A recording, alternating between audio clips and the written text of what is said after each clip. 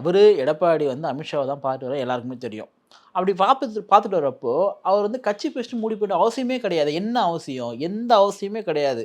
இதை வந்து ஒரு நியூஸ் ஆக்குறது யாரானா இங்கே வந்து டிஎம்கேக்காக வேலை செய்யக்கூடிய இந்த மீடியாஸ் தான் முழுக்க போட்டு நியூஸ் ஆகுறாங்க.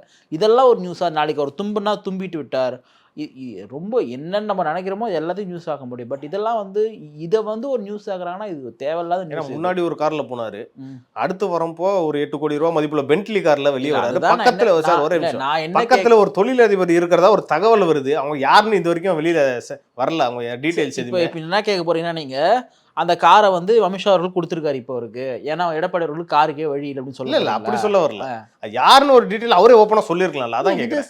நான் என்ன சொல்றேன், எல்லா விஷயத்தையும் எல்லாரும் சொல்ல வேண்டிய அவசியமே கிடையாது. நம்ம கேள்வி கேட்கறவங்ககிட்டலாம் விட்டுறோம். இப்போ உதாரணத்துக்கு வந்து ரெட் ஜெயின் மூவிஸ் வந்து இப்போ இவ்வளோ பணத்தை உங்களுக்கு ஏதுங்கன்னு சொல்லிட்டு யாரும் கேட்க மாட்டோம். ஒரு சின்ன பையன் உங்களுடைய மகன் இருக்காதுக்காக நீ சிஇஓ ஆக்கிருக்கீங்க அப்படின்னு சொல்லிட்டு அந்த கேள்விலாம் கேட்க மாட்டோம். அதாவது இது தனிப்பட்ட விஷயம், அவர் துணை முதலமைச்சர் தனிப்பட்ட விஷயம், அடுத்து வந்து அவங்க சந்ததிகள்லாம் வரப்போ தனிப்பட்ட விஷயம். ஏன்னா கட்சி மேட்ரு. இப்போ எடப்பாடி அவர்கள் ஒரு எடப்பாடி முகத்துல வந்து கட்சி பேசுது வந்து ஒரு ஃபிலிம் கம்பெனி வச்சிருந்தாருன்னா தனிப்பட்ட விஷயம் சொல்லிட்டு போயிருக்கலாம். சரி, முகத்துல கட்சி பேசுறது தனிப்பட்ட விஷயமா இல்லையா?